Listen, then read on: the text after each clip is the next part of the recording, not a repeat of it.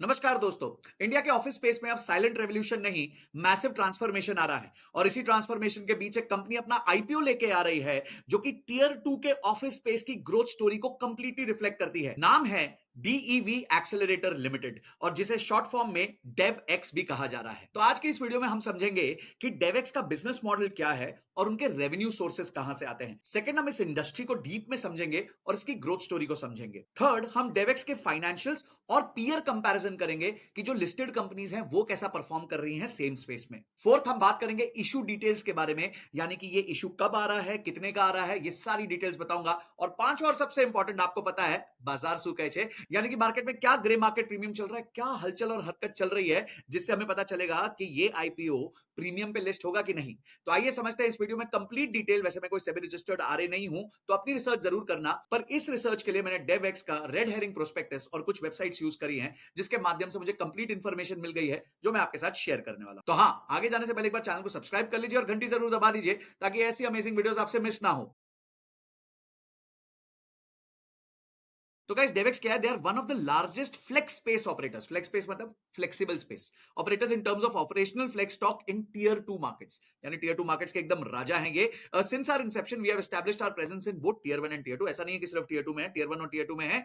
जहां पे दिल्ली, एनसीआर, हैदराबाद, मुंबई, पुणे, अहमदाबाद, गांधीनगर, इंदौर, उदयपुर, जयपुर, राजकोट, वडोदरा, ये सारी जगहों पे अवेलेबल है एज ऑन May 31st 2025। तो यानी कि बहुत बढ़िया कवरेज किया हुआ है इन्होंने पूरे इंडिया में। अच्छा, इनके सोल्यूशंस क्या है? ये ऑफिस स्पेस आपके लिए सोर्स करते हैं, यानी कि आपको ऑफिस स्पेस मुहैया कराते हैं, डिजाइन कस्टमाइज करते हैं, जैसा ऑफिस चाहिए वैसा देते हैं।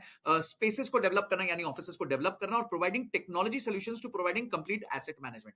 यानी कि जब आप ऑफिस के अंदर चाहते हैं तो जो हार्डवेयर चाहिए, वाईफाई चाहिए, जो भी टेक्नोलॉजी को लेकर हेल्प चाहिए, सर्वर चाहिए, ये वो लोग देते हैं। और एक बार आप ऑफिस में घुस गए तो उसके बाद एसेट मैनेजमेंट भी करते हैं, यानी कि जगह का अपकीप करते हैं, मेंटेनेंस करते हैं, ताकि आप उस ऑफिस को अच्छे से एंजॉय कर सके। तो ये क्या कह रहे हैं, एज ऑफ May 31st इनके पास टोटल 250 क्लाइंट है, 28 सेंटर्स हैं और 11 सिटीज में ये ऑपरेट कर रहे हैं, जहां पे इनके पास 14,144 सीट्स है, जो total area square feet cover कर रही हैं 8,60,000 स्क्वायर फीट, 8,60,000 स्क्वायर। अच्छा, इनके क्लाइंटल में देखें तो लार्ज कॉर्पोरेट्स, एमएनसीज, एसएमईज, जिनको भी फ्लेक्सिबल स्पेस की जरूरत होती है या मैनेज स्पेसेस की जरूरत होती है या कोवर्किंग स्पेसेस की जरूरत होती है, उनको ये अपनी स्पेस जरूर देते हैं। अच्छा, इन्होंने बताया कि सबका मतलब क्या होता है। मैनेज्ड वर्क स्पेसेस वो होते हैं जहां कस्टमर्स जो है वो कस्टमाइज्ड ऑफिस स्पेस देखते हैं 100 से 500 सीट का।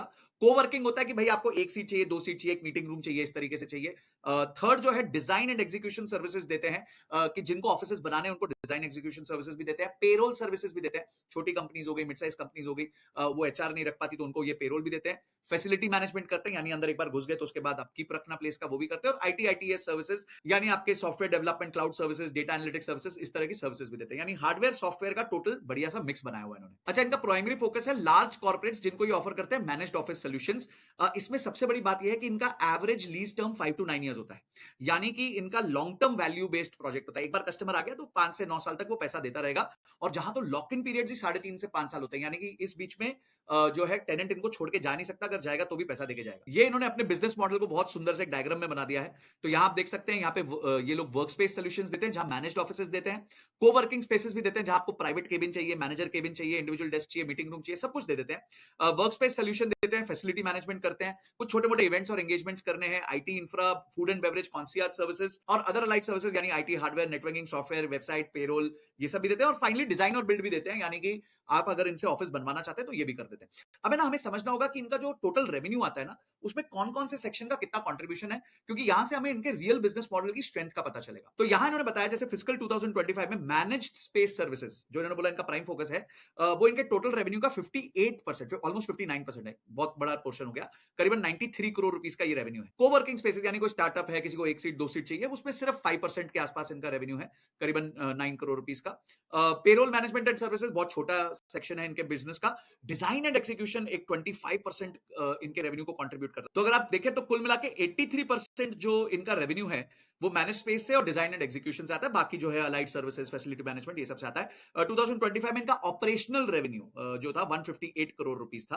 और अगर आप देखें कि पिछले कुछ सालों में इनकी कैसे ग्रोथ हुई है, तो 70 करोड़ पहले इनका फिस्कल 2023 में था, 2024 में आते आते 108 करोड़ हो गया और अब ये 158 करोड़ हो गया, यानी पिछले साल से इस साल में इन्होंने करीबन 50% की ग्रोथ ली है रेवेन्यू टर्म्स में।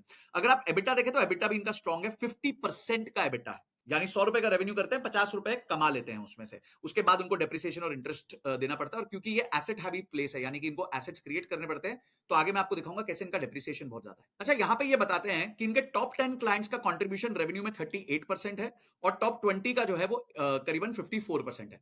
यानी कि कोई मोनोपोलाइज्ड क्लाइंट नहीं है। काफी कस्टमर्स के साथ या काफी बिजनेसेस के साथ क्या होता है, उनका 70% रेवेन्यू एक ही क्लाइंट से आ रहा होता है, तो वो हाथ जोड़ के खड़े होते हैं, भैया माई बाप छोड़ के मत चले जाना। तो यहाँ ऐसा नहीं है, यहाँ वेल डाइवर्सिफाइड पोर्टफोलियो है। सिर्फ 38% ही रेवेन्यू टॉप 10 से आ रहा है और 54% टॉप 20 से आ रहा है। इसके अलावा ये लोग जो है और भी सीट्स के साथ आ रहे हैं, जैसे सूरत में एक सेंटर आ रहा है, सिडनी में एक सेंटर आ रहा है, पुणे में आ रहा है, अहमदाबाद में आ रहा है। तो ऐसे करके ये करीबन 3200 सीट्स और लेके आ रहे हैं, which will add up to 2,76,000, जो इनको 1 मिलियन स्क्वायर फीट के टैली से आगे ले जाएगी। तो गाइस, अगर विजुअलाइजेशन करना है तो ये कुछ इनकी फोटोज हैं, इनके आरएचपी से ही हैं, जो इन्होंने बताई है कि किस तरीके से ये ऑफिसेज बनाते हैं। बड़े खूबसूरत ऑफिसेज होते हैं, जहां पे लोग जो है जाके कोवर्किंग भी कर सकते हैं या मैनेज स्पेसेस की तरह काम भी कर सकते हैं और अपना ऑफिस यहाँ पे ओपन कर सकते हैं। तो ये इस तरीके की स्पेसेस क्रिएट कर। गाइस, सेक्टर को समझने से पहले हमें सेक्टर के ग्रोथ ड्राइवर्स को समझना है। सेक्टर क्या कर रहा है, वो ऑफिस स्पेस क्रिएट कर रहा है, मतलब ऑफिस स्पेस यहाँ पे बन रही है।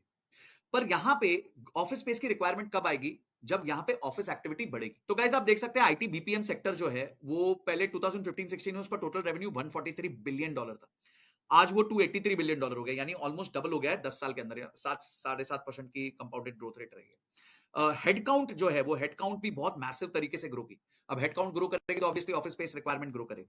उसके अलावा इंडिया में एक बहुत बड़ा बूम आया 2014 से लेके आगे, जो स्टार्टअप्स का आया, और अब वो चलते ही जा रहा है। अगर हम देखें कि 2018 में डीपीडब्ल्यूआईटी के हिसाब से सिर्फ 12,372 स्टार्टअप्स रजिस्टर्ड थी, जो आज के दिन में 1,81,000 है, यानी 15 टाइम्स हो गई। 15 टाइम्स हो गई है इन 7 ईयर्स, और ये काफी स्पीड से बढ़ भी रही। तो जैसे जैसे एक स्टार्टअप आती है ना, हर स्टार्टअप को थोड़ी सी स्पेस लगती है, चाहे एक सीट से लगे चाहे 5 सीट लगे, ठीक है। और आजकल तो टियर 2 में बहुत ज्यादा स्टार्टअप्स बनने लगे। लोग एस्पिरेशनल लोग हैं, जिस वजह से वहां पे भी स्पेस की रिक्वायरमेंट बहुत बढ़ रही है। अगर हम देखें तो ओवरऑल ऑफिस मार्केट स्पेस में बैंगलोर जो है वो लीड करता है, जहां पे करीबन 218 मिलियन यानी 21.8 करोड़ स्क्वायर फीट है। वैसे चेन्नई 78 मिलियन, दिल्ली 157 मिलियन, ऐसे करते करते टोटल जो स्पेस है वो 863 मिलियन यानी 86 करोड़ स्क्वायर फीट है। पिछले 10 साल में हर साल 44 मिलियन यानी 4.5 करोड़ स्क्वायर फीट ऐड किया गया है। आप यहाँ चार्ट में देख सकते हैं किस तरह 2004 से लेके 2024 तक 60 मिलियन स्क्वायर फीट से लेके 854 मिलियन स्क्वायर फीट पहुंच गई है ग्रेड ए ऑफिस स्पेस।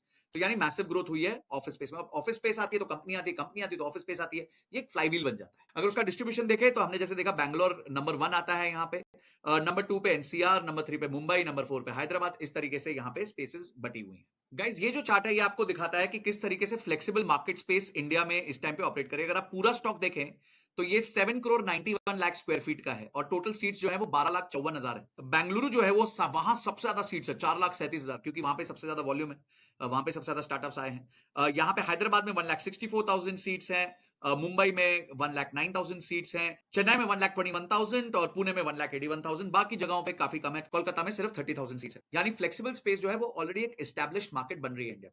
तो गाइस, हमने कंपनी को समझ लिया, इंडस्ट्री को समझ लिया। वीडियो पसंद आ रही है तो लाइक जरूर दबा देना। इंडस्ट्री ग्रोथ फेज में है, कंपनी ने पिछले एक ही साल में 50% अपने रेवेन्यू को ग्रो किया है। आइए अब कंपनी के फाइनेंशियल्स को समझते हैं। गाइस, एज पर आरएचपी आप देखेंगे कि यहाँ पे तो टोटल रेवेन्यू है वो 177 करोड़ रुपीस का है एफआई 2025 का, जिसमें से 158 करोड़ ऑपरेशनल रेवेन्यू है। अगर हम यहाँ पे देखें तो इनका जो प्रॉफिट बिफोर टैक्स है वो 2.7 करोड़ है। पिछले साल ये -8.7 करोड़ था, और उससे पिछले साल तो -16 करोड़ था। यानी इनका रेवेन्यू भी बढ़ रहा है और इनका प्रॉफिटेबिलिटी भी बहुत तेजी से बढ़ रहा है। अब आप समझिए प्रॉफिटेबिलिटी कम क्यों होती है, क्योंकि 52 करोड़ रुपीस का यहाँ पे डेप्रिसिएशन है।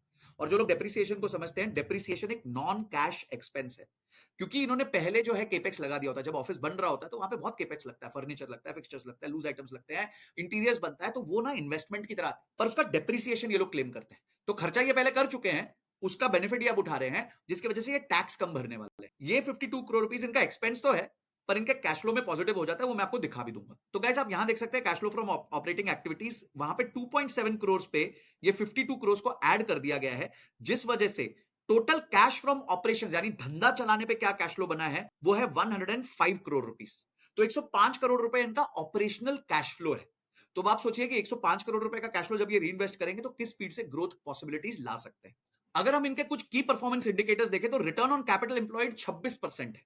यानी कि जो पैसा ये लगाते हैं बिजनेस में उसमें 26% की रोटेशन पाते हैं।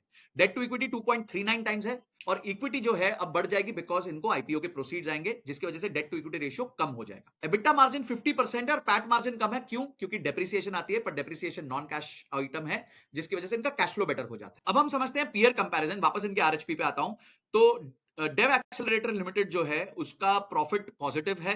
ऑफिस स्पेस ये भी एक लिस्टेड कंपनी है, काफी बड़ी कंपनी है स्पेस में, उसका भी पॉजिटिव है। पर जो स्मार्ट वर्क्स है और इंडी क्यूब है वो इस टाइम भी लॉस में चल रहे हैं और लॉस के बावजूद इनकी वैल्यूएशन क्या है मैं आगे आपको दिखाने वाला हूं। तो अब हम आते हैं आईपीओ डिटेल्स पे। तो जो आईपीओ है वो 143.35 करोड़ रुपीस का आईपीओ है and this is entirely a fresh issue. बहुत बड़ा ग्रीन फ्लैग है, यानी प्रमोटर एक भी रुपए का कैश आउट नहीं कर रहा, सारा पैसा कंपनी के अंदर जा रहा है ग्रोथ के पर्पस के लिए। आईपीओ लॉन्च होगा 10 सितंबर को, क्लोज होगा 12 सितंबर को और इसका जो टेंटेटिव लिस्टिंग डेट है माना गया है 17 सितंबर को। इसका जो प्राइस बैंड है वो सेट किया गया है 56 रुपीज से 61 रुपीज के बीच में। अगर आप रिटेल इन्वेस्टर हैं तो आपको मिनिमम इन्वेस्टमेंट करने पड़ेगा 14,335। स्मॉल एचएनआई के लिए ये नंबर होगा 2,690 रुपीज और बिग एचएनआई के लिए होगा 10,03,450 रुपीज। कंपनी जब लिस्ट कर जाएगी तो इसकी मार्केट कैप होगी 550 करोड़ रुपीज। आइए देखते हैं बाकी कंपनीज कैसे ऑपरेट कर रही हैं। ऑफिस स्पेस का जो मार्केट कैप है वो है 4,072 करोड़ रुपीज। स्मार्ट वर्क्स का जो मार्केट कैप है वो है 5,954 करोड़ रुपीज। और मजेदार बात यह है कि ये कंपनी तो प्रॉफिटेबल भी नहीं है, उसके बावजूद भी इतना बड़ा मार्केट कैप है। इंडिक्यूब स्पेसेस का भी जो मार्केट कैप है वो है 4,902 करोड़ रुपीज। यानी ये सारी कंपनीज जो हैं वो डीईवीएक्स से करीबन करीबन 8 से 9 गुना बड़ी है। और अब आते हैं सबसे इंपॉर्टेंट पार्ट पे, वो है बाजार सूकैछे यानी कि ग्रे मार्केट प्रीमियम क्या चल रहा है। तो आइए चेक करते हैं ग्रे मार्केट प्रीमियम। तो एज आई स्पीक, जब मैं ये वीडियो बना रहा हूं उस टाइम पे जो ग्रे मार्केट प्रीमियम चल रहा है वो चल रहा है 10 रुपए का, यानी 61 जो अपर प्राइस बैंड है उस पे 10 रुपए यानी 71 रुपीज हो गया। तो लिस्टिंग गेन्स एस्टिमेट किए जा रहे हैं 16.39% के। तो गाइज ये है सारा सिनेरियो इस पर्टिकुलर आईपीओ का। हमने कंपनी के बारे में समझ लिया, इंडस्ट्री के बारे में समझ लिया, कंपैरिजंस करके देख लिया क्या है कंपनी की स्ट्रेंथ्स को समझ लिया है, कहां डेप्रिसिएशन एक कंपनी के लिए बेनिफिट बन के आ रहा है वो समझ लिया है, और उसके अलावा हमने ये भी समझ लिया है कि ग्रे मार्केट प्रीमियम क्या चल रहा है, बाजार सूकैछे। देखिए फाइनल डिसीजन आपका होने वाला है। मैंने आपके सामने कंपनी की कंप्लीट चीरफाड़ करके रख दी है और आपको समझा दिया है कि ये बिजनेस कैसे ऑपरेट करता है, इसका क्या स्कोप है और आगे जाके आपको इसमें क्या बेनिफिट्स मिल सकते हैं और इवन लिस्टिंग गेन्स कितने एस्टिमेट किए जा रहे हैं मार्केट के द्वारा। क्या आप इस आईपीओ में अप्लाई करोगे कि नहीं मुझे कमेंट सेक्शन में जरूर बता देना। इस वीडियो को सारे दोस्तों के साथ शेयर कर देना ताकि वो भी एक इन्फॉर्म डिसीजन ले सकें कि इस आईपीओ में अप्लाई करना चाहिए कि नहीं करना चाहिए। चैनल को सब्सक्राइब कर देना, घंटी दबा देना, वीडियो पसंद आई हो तो लाइक जरूर करना। अगली वीडियो तक जय हिंद जय भारत।